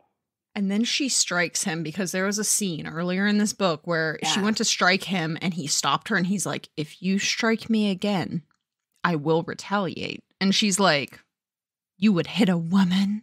And he's like, no, but I will kiss one. And she's like, oh. And so in this scene, she goes to strike him and he's like, and grabs her and stops her. And she's like, I thought you were going to retaliate. Ooh, aren't you going to retaliate? He's like, fuck yeah, I am. And then boy, retaliate, he does. They are making out. He's inside of her on the bathroom counter. Like fingering. Yes. Because he makes like a stupid mate comment, right? Yeah, and she's like, what do you... The fuck do you mean? You mean like Australian for buddy, right? And he's like, no, you're my mate. And I've been looking for you for a millennia. And I'm so happy that you're here. The reason I couldn't ever find you is because you weren't even born yet. This poor man. Because you were born more than halfway into my 150-year torment. Oh my God. Yeah. Because to be clear, because I'm a numbers person, my brain was like, she's 71 years old. She has been alive for less than half the time that he was being burned almost to death and then brought back to life. Mm-hmm. This is youth, TM. She's a youth. And so now she's like, whoa, get off of me. And she is horrified at the thought of forever because she's no. It's not only that. No, absolutely. Justice for Emma on this one. It's not that it's forever. It's that he lied to her, and he lied to her while making her feel like absolute shit about it. Yes, that's next in my comment. Sorry. In my quote. Whoa, big mad over here. Lunarium is off in the horizon, okay? Oh, it's so mad. Yeah, well, because he's like talking about mates, and she's already started having like feelings for him and stuff like that she's confused about, and emotions. And he's like, you're my mate, and I'm going to keep you forever. Mm-hmm. And she is immediately like, wait, forever? That's her record scratch moment is forever. Yeah. What do you mean forever? Like, what are you talking about? I'm young. I haven't even experienced life because Valkyries are one of the only lore creatures that don't have like a bonded mate. So like Lycan have mates, vampires have brides, even demons, which you don't learn this until another book, but like demons basically have to like test it. So they can't just tell their blood bond immediately. But if they fuck them, then they're like, oh, hey girl. That's it. Ghouls never leave the pack that contaminated them because ghouls ghouls infect other beings to become ghouls. I'm fascinated by that. I would love to know more about that. Is there a ghoul book? I feel like no, but who knows? Maybe. I don't know. Anyway, yeah, you're right. After this record scratch moment, she's like, you've been a fucking dick. You straight up lied to me. And you want to know what the most awful thing about that is? I can't lie back to you. Well, this is messed you didn't up. Lie to me by being like, you couldn't be my mate because you're a different species, or you couldn't be my mate because you're too beautiful and wonderful. You did it the most dickwad way possible. Yeah, you couldn't be my mate because ill, David. Like, what? Why would you do that? It's so mean. Emma. Ew. Oh my God. And there was a part where it was just so funny to me because she starts mimicking him. And oh my God, the narrator for this book is so good. When he's doing her mimicking Lachlan was gorgeous. If you don't listen to any other part of that audiobook, go get it out of the fucking library. It's brilliant. He's brilliant. And it was fantastic. So she also, this is so funny to me. She looks at him and she's like, forever, I'm your mate. Haven't you ever heard of robbing the cradle? Yes. I'm 71 years old and you're 1,200. Yeah. And he's like, yeah. I would also, you lied to me because you said I could go home. And if there's a mate situation happening, it sounds like you weren't ever planning to let me go home. And he's like, no, for sure not. Yeah. So, but then after she's cooled down a little bit, she does have time, like, takes a moment and acknowledges, like, okay, so I do have these feelings towards him. It's just, this is so fast. And so she basically comes to him. She comes to him. And she's like, hey, can we, like, compromise and take it slow? And, like, I go home for a little while. Like, we could date. We can get to know each other. And he says, I won't allow that. I'm going to be keeping you here until you feel differently. And she's like, well, you can't keep me prisoner. And he says, I can't, but the sun can. Lachlan, get it together. Listener, this book is Lachlan writing the manual for how to fuck it all up. Yeah. Just yeah. piece after piece after piece. Absolutely. He looks at a situation and he says, what's the reasonable thing? How about we just set it on fire instead? So he does agree that she can call her family. And so she... Oh my God, this had me fucking dying. So she calls and is talking to her nutty Aunt Nix, okay? Aunt Nix is a little woo-woo, right? Because she can see the future. And so she's kind of half present, kind of half not. And she knows things that she doesn't share with everyone. And before this trip, she told Emma, she's like, are you excited to like enact your destiny? And she's like, I don't know what the fuck that means, but here we go. By the way, there's been some stuff happening in the background. And so basically Emma's like, I need Andrea. What's that aunt's name? Amaric? Nope. Amarantha? Anique? Nope. That's the wrong name. The aunt that is basically her mom figure. Yeah. She's like, I need her to come save me. And Nix is like, you're pretty low on the list of priorities right now. We've been attacked. Like, we've got a lot going on. We're super busy over here. You're just going to have to hang out there. And Emma's like, well, what if I just tell you where I am and, like, somebody can come get me? And Nix is like, oh, I've always known where you were. Like, that's not the problem. And she's like, what the fuck, Aunt Nix? Annika. And Nix is like, yeah, nope, sorry, you just deal with it. Like, he's not going to hurt you. If you legitimately were afraid for your life, we would do something, but, like, you're fine. And Emma's like, please come get me. And Nix is like, nope, and I'm going to go so that Annika's, Trace, like, the GPS boy can't find you. And then Nix hangs up. And then we find out later that Emma kept calling home and Nix kept answering and hanging up. She hung up on her like 10 times. Yeah. Yeah. I love Nix. I need Nix's book yesterday. Okay. Right. Okay. You know what? One thing that we haven't clued listener in on is that there is a very specific vampire that is like the king of the horde. And he's the one who specifically designed all of Lachlan's tortures over the last 150 years. So Lachlan thinks that he like can't be a good mate or a good man or a sane person unless he gets revenge by killing this dude. And she is getting to the point where she's like, well, but if you want to be with me and like you're okay. She has a dream where she finds out that he's fine with not having kids because they think that because she's a vampire, she's infertile. And he's like, yeah, no, I don't mind that at all because I have her. And so she like understands that in his bones, he's fine with not having kids. And she's thinking to herself, like, well, if he can give up something monumental like that, why can't he give up this stupid revenge and just stay with me? And so she's asking him to do that. And he's very like, absolutely not. I have to kill this guy. I need to kill like all vampires. And she's like, I don't know who my dad is. How are you supposed to like keep my dad aside if you're doing this?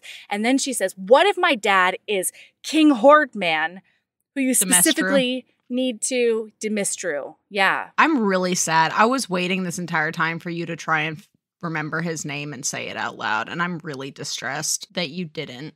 You ruined it. Yeah, because I was sitting here waiting for like a minute and a half. By the way, we did have a message from somebody that was like, it would be amazing if y'all made a compilation episode where it was just nothing but cuts of Melody trying to remember people's names and coming up with the wrong one. Yeah. And I haven't responded yet, but like I saw it and I was like, that would bring so much joy to my life. Hilarious. That would also be so much fucking work.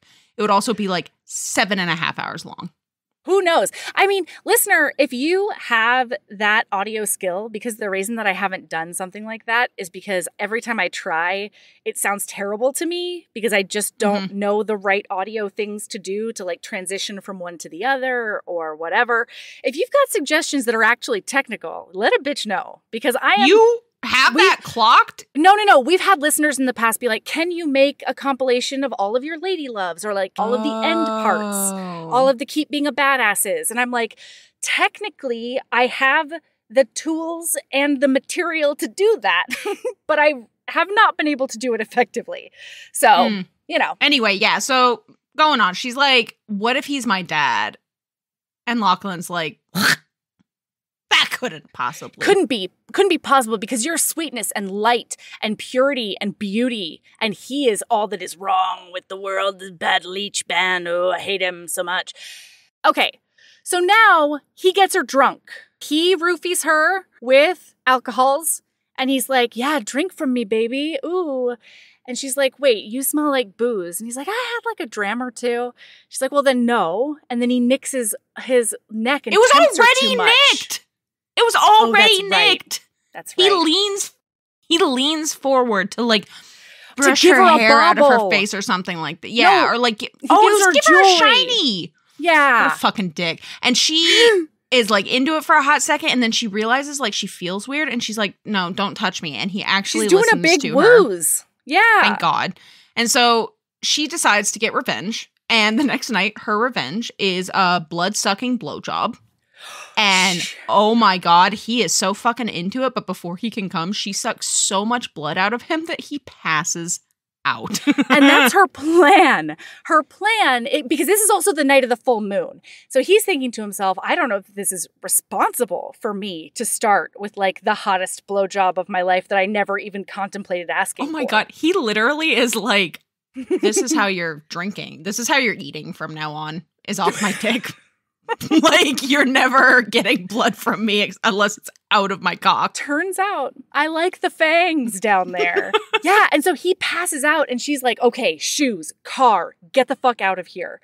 And as she can't find a car or keys or whatever, and so then it turns out she's kind of roofied herself with lichen instincts. She can feel the moon, and she can hear a voice. A voice, run. Forest. And she's like, I can't go into the forest. He's going to find me there immediately. He is a forest. And she's man. like, hold on, I think I like the idea of him finding me. And then she hears him like roar and he's running after her. And she's like, yeah, this is exactly what I want and need. So she runs in order to be caught. And then when he tackles her to the ground, she's like backing it up on him and like really trying to tempt him and everything. And he's like, you don't need to do that. You don't ever need to do that because it's like 100% of the time I want to fuck you and I'm trying to keep it together. And she's like, let the beast loose. And so he fucks her into the ground for her first time on the full moon. She says, transform. And he's like, are you sure? And she's like, yes, please do it the whole way. She says, I love you. I love all of you. Or maybe it's want. But either way, she is communicating acceptance of his beast as well. And as soon as she gets like through that experience and she understands what the mate bond feels like from his side, she's like schnurfling on him. She's touching his face, being like, I'm the luckiest girl in the whole wide world. And then, monumentally, she trusts him to go to sleep in the field. And he promises her to get her inside and into safety before the sun comes up.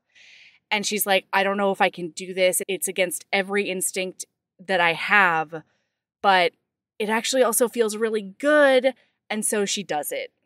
And that didn't come back and bite anybody in the ass. And I was a little bit surprised about it, honestly, with the way that he'd been acting before that. Yeah.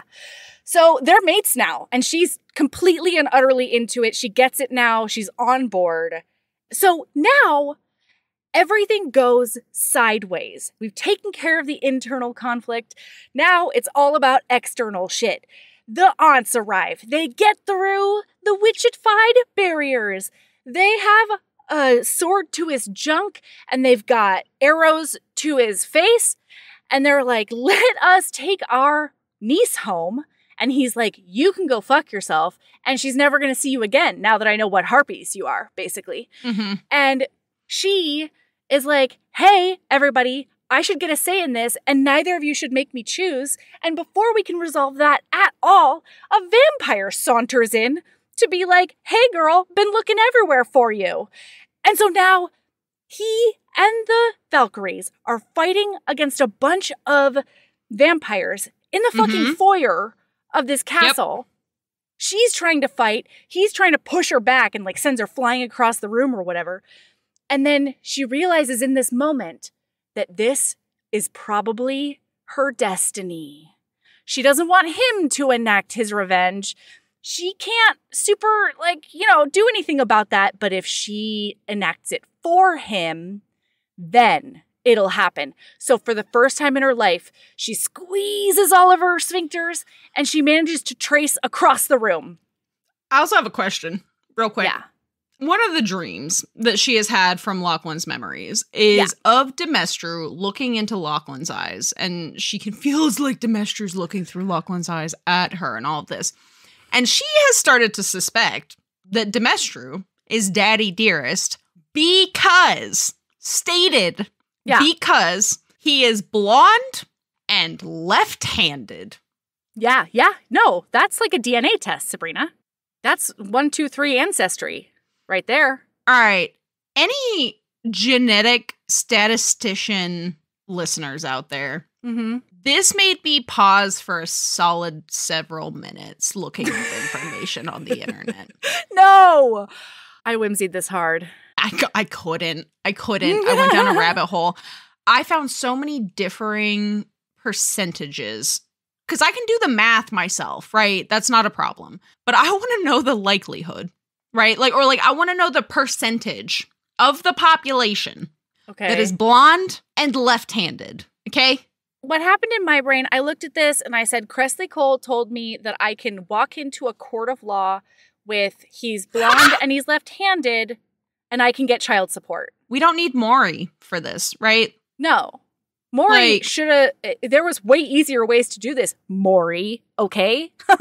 All of you lab rats out there, you don't need that because she is 100% correct about this. God, talk about a scam you could have pulled in 1772, you know? If only. Yeah. God. Anyway, she does successfully trace to this vampire for her first time, and then that vampire does trace her to Dracula's castle. Demestru. Yep. Yeah. They get there, and Emma immediately regrets it. She's like, maybe this was like a slightly... didn't even bring a weapon? Decision.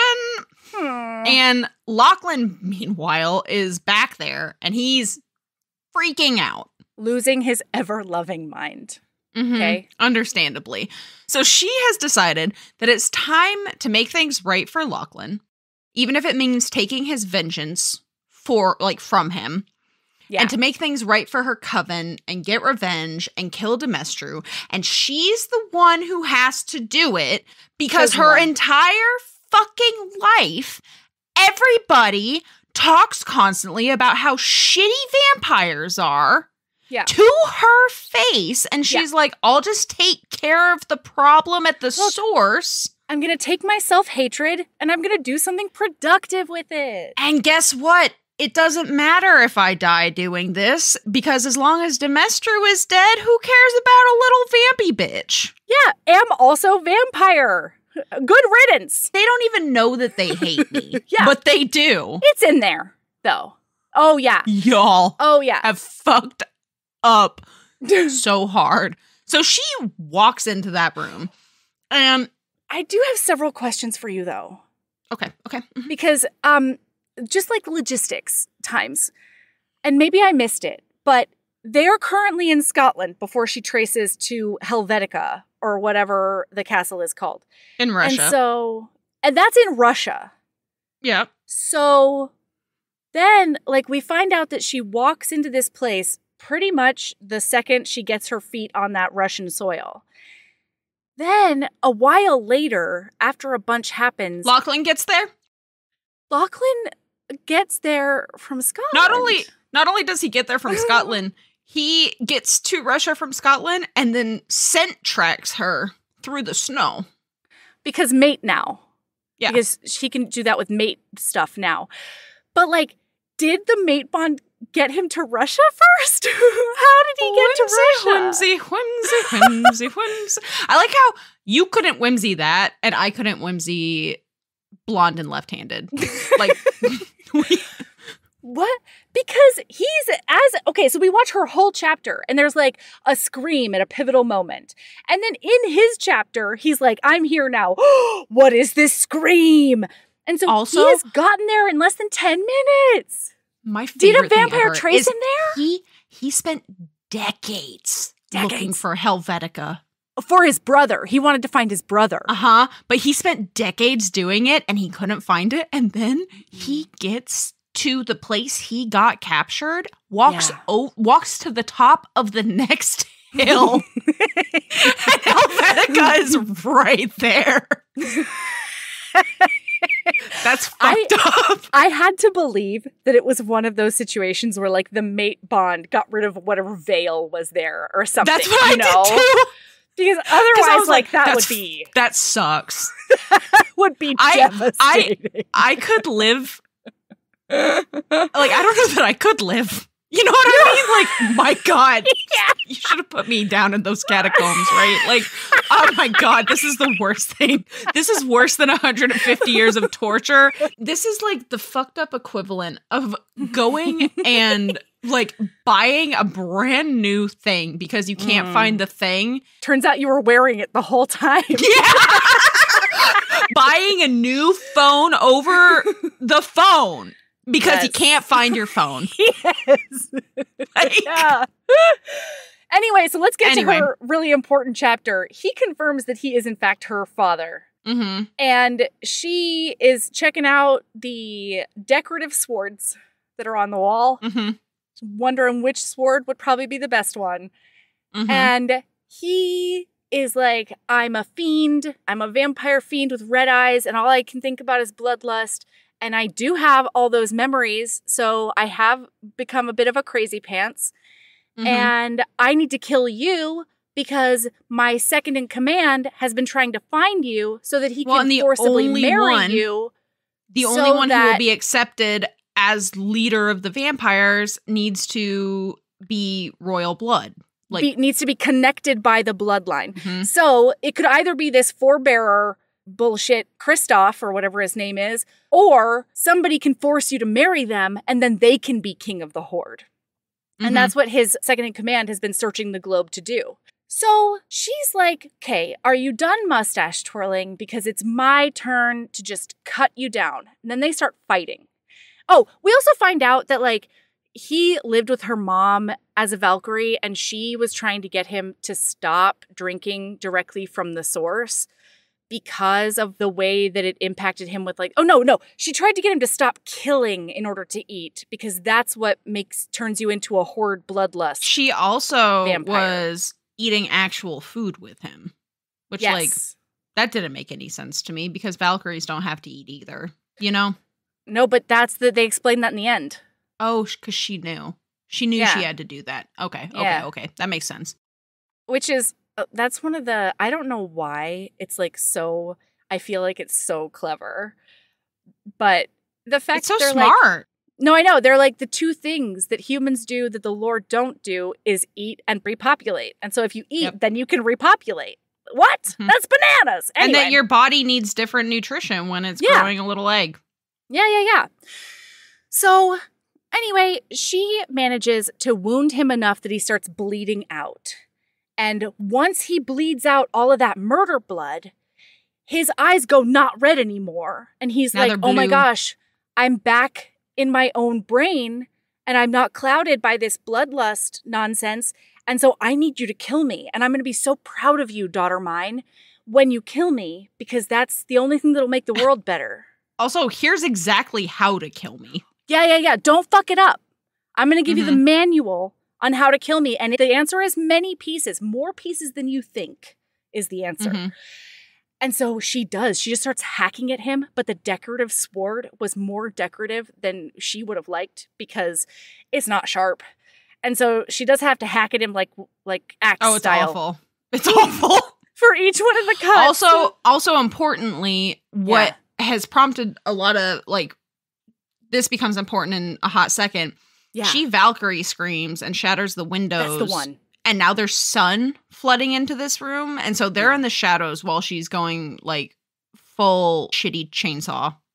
Texas Chainsaw Massacre on him. Yeah. And then he's dead. And the second in command, Evo. Sure. walks in and he's like, oh my gosh, look how beautiful you are and like vengeful. And I can't wait to force you to drink the blood straight from the vein of all of these humans and kill them so that you also go crazy and forget all about Lachlan and blah, blah, blah. And she's like, get fucked, dude. And launches herself out of the window into the sun. And like is desperately trying to trace. And so we zippy zap. We zippy zap to his perspective. So he walks in there just as Evo's like, she's still alive, I know it, I'm sure of it. Go get the video of what just happened because I'm going to get such a boner when I witness her killing my former supervisor. And he then walks in and he's like, she's my mate.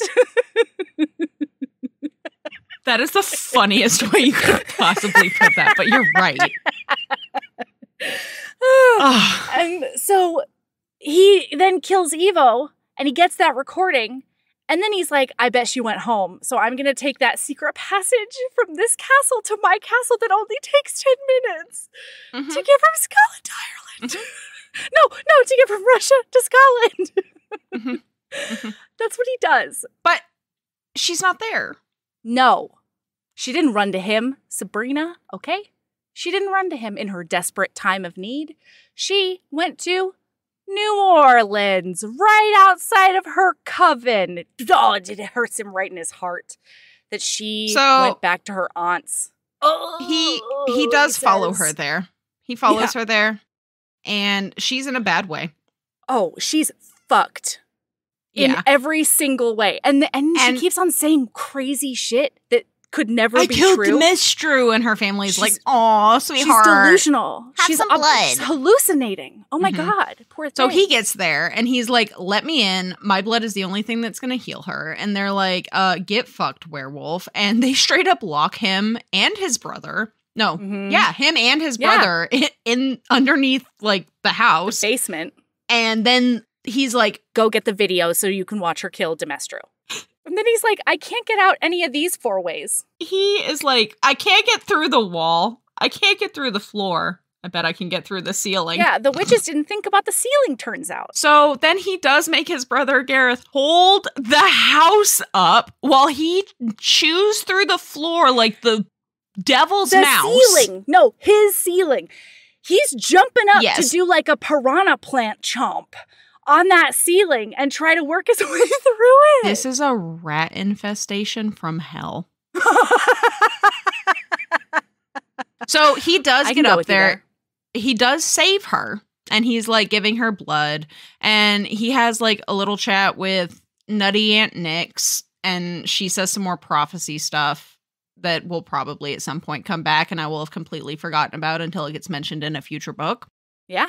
And then she lays down the law with her family. She's like, Mother Annika, you gotta stop this bullshit. We're together for eversies now. You are okay with Mist and Roth. We also have some cute scenes where he's like, if you love me, because they finally say it out loud to each other. He's like, if you love me, then why did you come here instead of Scotland? And she's like, dumbass, it was sunny in Russia, which means it's going to be sunny in Scotland. It was nighttime here. Like, why the fuck wouldn't I come to New Orleans? And he's like, OMG, I never even thought of that. Meanwhile, Regan, 2 of her aunts, Regan and Nyx, I just have to go back really quick, are standing in the room as he like feeds her to save her life. And I didn't know how to feel about that. You know what I mean? What, you don't stand there and watch your family have horny blood-sucking times? I mean, if you know you're going to get the ragiest boner in existence, maybe don't do it in front of your in-laws, you know? And then we find out that they can have kids as long as she starts eating some hoagies. Yeah. And that's it. Goodbye. End of book. Great job. Yeah. What a book. What a book. Also, okay, I need Bowen's book. Don't worry, he gets a book. You're going to like it. I've read that one. Oh, shit. I'm actually rereading it right now. Okay. But how is the next book not Lucia and Gareth? So, I can They're answer like that. 9 or something insane. So, I can answer that. So, it's a big part of it is that So I've read through the 4th book. I've read through Bowen's book, which means when we're doing a quickie. Spoiler alert, listener. Yeah. But there's a lot of stuff that's kind of all happening at once. They made a couple of mentions in this book to the lore's version of like the Amazing Race. Yes. And the next book, Katarina the Cold, has always won. Oh. The next book is her in this race because it was coming up. Okay. And so it's her book. She finds, the love of her life and all of that jazz and has feelings for the first time again in, millennia. She can see colors now. Yeah. And you see some scenes with Bowen. And so like the next 2 books are kind of happening at the same time. Yeah, because Gareth is the one who howls at the moon in Mist and Roth's book outside of the grounds. Then Gareth saves her here. And then afterwards, she finds something out and gets spooked and goes running. And so Gareth goes to chase her. And they're not the next book. They might be book 9. I really think it might be book 9. It was something shocking to me that we're like on this cliffhanger for so long. And who knows? We'll probably find out more. Well, and I bet money, just because Kresley Cole likes an angst, I would bet money it's going to be like years in the future. And he's been trying to get her. He's been like trying to get her, and she's been on the run for years. That makes sense. All right, Sabrina, what's your lady love? So, before Steamy LitCon, I ordered hair dye. It was supposed to get here the Monday before I left for my trip. And it did, in fact, get to my P.O. box 3 hours after I got on an airplane for California. Oh, wow. I was distressed. Sad town. Which means my hair dye is here. I finally feel like a functioning fucking human being again after my 2-week, essentially, trip to California. And you know what? It's been months. I used to have my hair dyed constantly for like 2 years in a row, and I miss it. And you know what? God damn it. If you miss a thing, do the thing. Absolutely. So I'm going to dye my hair. Next time you see me, I'm going to have green hair. I love that. My lady love is do that front flip. Are you 37? Oh. Did you panic get passes to a trampoline park because you didn't know what to do with your children now that they're home from day camp for a month? If you're there already, as a result, contemplate a front flip. Listener, Mel sent me the cutest video of Valor being like, "It's like, you can do this. Like, this is how you do it." And Mel, like an absolute nut, I don't know if you know this, listener, because not everybody has seen you, right? Not like... Right. Mel wears glasses. All the Mel time. did a front flip into a foam pit with her glasses. And that was like my first comment when I saw the video. No, second comment. It's the first one. Oh, how cute. Oh, how cute. And then I was like, and I cannot believe you did that with your glasses on. I didn't even contemplate taking my glasses off because my depth perception would be off then. You know? You want to know what would really cause your depth perception to be off? Not being able to drive home because I broke my glasses. Losing your glasses in a fucking foam pit. You're right. You're completely right. Yeah. So this actually started because Jenny Nordback posted herself doing a front flip at a park somewhere. Trampoline park. And I was like, oh my God, you're an absolute badass. And she was like, okay, next time you go, I better get a video of you doing a front flip. So I was like, oh, I don't think I can. And when I got up there, I like did a bounce to go into this thing. And It's terrifying. I stopped dead. And I was just like, oh no, I think I've made a horrible mistake. And then Valor climbed up out of the foam pit, gets to my side, and she's just like, Mom, it's soft as a pillow. Okay, so you can do it. Let's count. And then she counts me in, and I turned my brain off. And I was like, when she gets to 3, I go. And so you sure the fuck did turn your brain off. Your glasses wearing ass. I'm not shocked by that statement.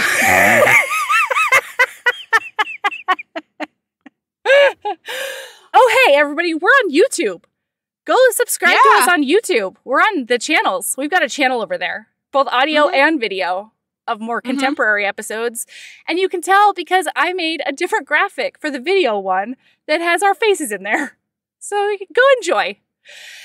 All right. Okay.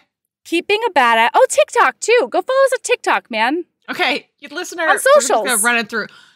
I know that we talk about some of them in our actual like outro, but we have TikTok, we have Threads now. We're on Threads. Yes. We have Instagram, Facebook. We're the Facebook we're group. Twitterins a little bit. Oh, we're not Twitter. We don't hang on. We don't respond on Twitter. We don't look at Twitter, but we do post to Twitter. Right. We toggle the toggle for Twitter to go. Yeah. Things get sent to Twitter through some like whatever, but like if you message us, that is not where to message us. I'm so sorry. To be clear, don't know. we will never her. see that. Like any of you who have tried messaging us on like Facebook to the Heaving Bosoms Facebook account will know. We'll get back to you in like 7 to 8 business months there. Yes. Twitter, it's going to be like never, probably. Yeah, it'll be roughly never. So. Yes. Okay, yeah. Anyway. And YouTube's is happening. So go over there because it's really fun, actually. And you get to see how much editing actually goes into an episode. Oh, yeah, because you can see like the cut. The cut scenes will like randomly move around a little bit. So, keep being a badass and love yourself as much as you love gaslighting yourself about whether or not you mood at an author. Gaslight yourself about whether or not the intrusive thoughts won. You know? Yes. Okay. Bye. Bye.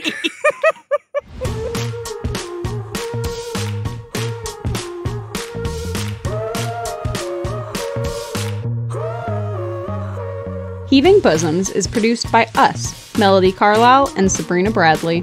Editing is done by Melody Carlisle. Our theme music is by the incredible singer-songwriter Brittany Fonts, and our art is by ultra-talented author Kate Pryor. If you like our show, remember to follow us on your favorite podcast app, rate us 5 stars, leave a nice review, and of course, tell all your friends about us, even if they don't read romance. If you want to get in touch, you can email us at heavingbosoms.podcast@gmail.com. If you want more of us, visit patreon.com/heavingbosomspodcast. You can also find us on Instagram at Heaving Bosoms, on TikTok at Heaving_Bosoms, and in our Facebook group, the Heaving Bosoms Geriatric Friendship Cult. Head over to our website to sign up for our newsletter, get our Reading Embrace printable, and check out my audiobooks at heavingbosoms.com. All right, we'll be back next week with more swoons and snark. See you then.